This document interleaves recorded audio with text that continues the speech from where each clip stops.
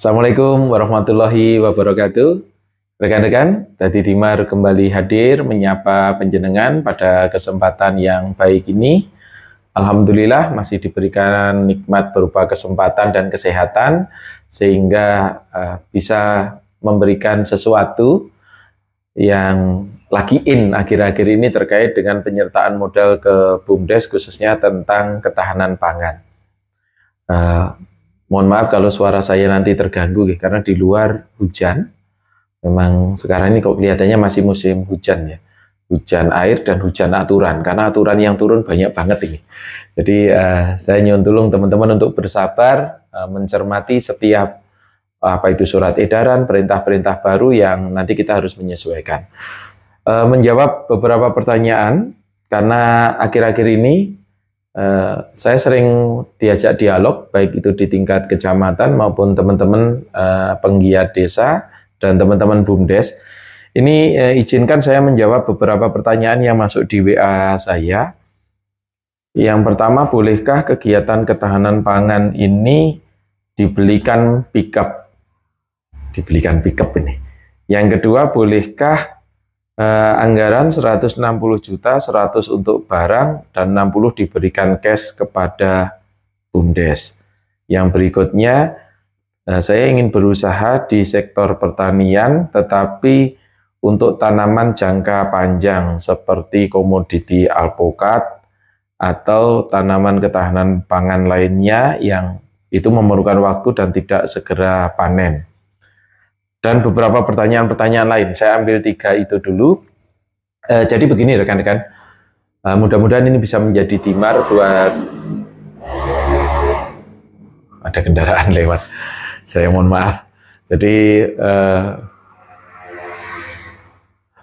pangapunten nggih, nanti kalau suaranya nggak jelas atau terganggu saya mohon maaf karena memang ini kebetulan waktunya malam.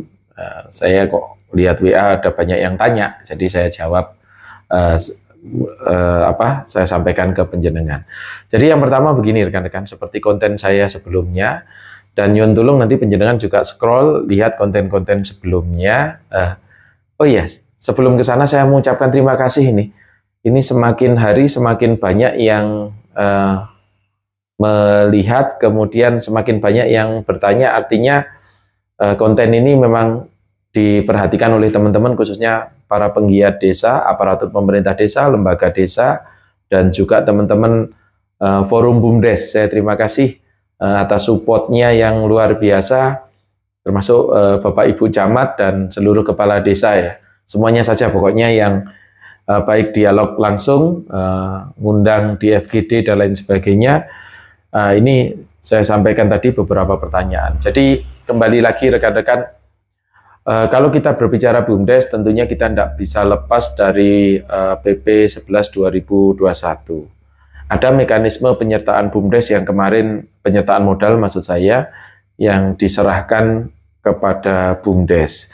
Jadi permodalan ini adalah kekayaan desa yang dipisahkan dari desa, kemudian dicatat dan diusahakan oleh BUMDes. Nah, di 2025 ini tentunya kita harus berkiblat kepada Permendes 2 tahun 2024 tentang prioritas penggunaan dana desa di 2025 dan keputusan Menteri Desa nomor 3 tahun 2025 tentang petunjuk pelaksanaan dari Permendes ini dan beberapa surat edaran. Kalau kemarin kita banyak bicara Kopdes, kali ini saya ingin ngomong tentang ketahanan pangan. Khusus untuk ketahanan pangan, jadi teman-teman, kalau pertanyaannya parsial begini kan, bolehkah untuk beli ini, bolehkah untuk beli ini, nanam ini gitu, atau kelola aset, kemudian peternakan, perikanan, dan lain sebagainya, dapat saya jelaskan sebagai berikut. Jadi rekan-rekan, terkait dengan unit usaha BUMDes ini, sebelum kita pertanyaan penjenengan saya jawab, saya balik bertanya sebetulnya.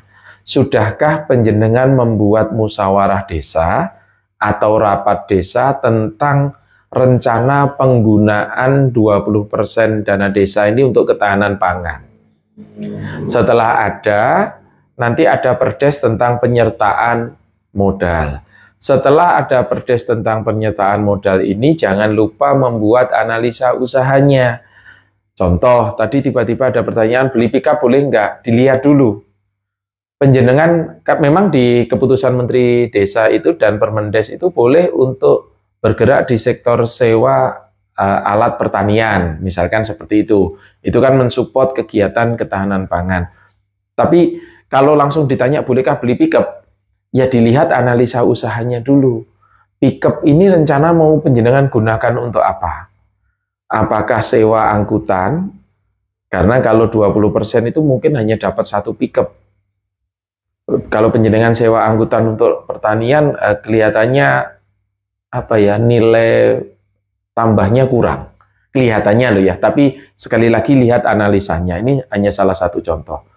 Beda cerita ketika BUMDes itu mengusahakan, kemudian untuk menunjang kelancaran usahanya BUMDes di sektor pangan itu, maka ada penyertaan modal berupa barang yang namanya pickup ini untuk memperluas area pelayanan, misalkan seperti itu. Atau kalau memang di daerah penjenengan memang benar-benar membutuhkan jasa angkutan, ya silakan. Yang penting ini sektor real ketahanan pangan yang dikelola BUMDes. Yang dimaksud dikelola BUMDes artinya BUMDes nanti akan berusaha mengusahakan penyertaan modal ini sehingga BUMDes ini bisa menghasilkan PAD kelak di kemudian hari. Nah, demikian juga dengan penyertaan modal barang. Tadi ada pertanyaan, Pak, 160 atau Om 160, 100 saya belikan barang, 60 saya berikan cash. Dilihat dulu analisa usahanya. Jadi 100 itu mau dibelikan apa, 60-nya untuk usaha apa. Kalau 60 itu diberikan permodalan berupa dana, maka mekanismenya harus transfer dari rekening desa ke rekeningnya BUMDes. Apalagi kalau di tempat saya, di Magetan, itu sudah menerapkan transaksi non-tunai untuk pengelola keuangan desa. Jadi caranya harus transfer. Tapi tidak cukup sampai di situ, rekan-rekan. Penjenengan lihat dulu, analisa usahanya ini sebetulnya untuk apa. Itu nggih. Sama halnya dengan pertanyaan ketiga tadi, mewakili pertanyaan-pertanyaan yang lain. Kebetulan ini dari salah satu camat di wilayah saya. Bagaimana jika dia menata usahakan aset desa? Jadi aset desa itu tidak disewakan, kemudian dikelola oleh BUMDes. BUMDes punya inovasi, bergerak di sektor hortikultura atau penyiapan ketahanan pangan lainnya, dan itu kan pasti ada musimnya. Nah, maka kuncinya adalah di analisa usahanya. Jadi analisa usaha itu harus kenali dulu potensi sesuai karakteristik masing-masing desa, kemudian potensi komoditinya, kemudian pangsa pasarnya seperti apa, kemudian nanti ada hitung-hitungannya secara sederhana saja, break even point-nya sampai di mana. Itu rekan-rekan, jadi saya mohon maaf pertanyaan-pertanyaan yang sifatnya parsial, potongan-potongan, mungkin lebih penjenengan sampaikan ke saya lebih spesifik ya. Dan ini nanti akan saya sampaikan sekaligus ini jawaban terhadap kebingungan tentang penyertaan modal. Kalau saya dapat menarik satu kesimpulan gitu menjadi unik ya 2025 ini. Jadi ada orang yang pengen berusaha bingung nggak punya uang. Nah ini ada uang tapi bingung usahanya untuk apa. Maka musyawarahlah dengan seluruh stakeholder yang ada di desa. Itu kira-kira beberapa pertanyaan yang saya rangkum dan saya jelaskan. Silahkan rekan-rekan nanti tulis di kolom komentar kalau ada beberapa pertanyaan atau pada saat diskus nanti akan saya sampaikan secara teknis.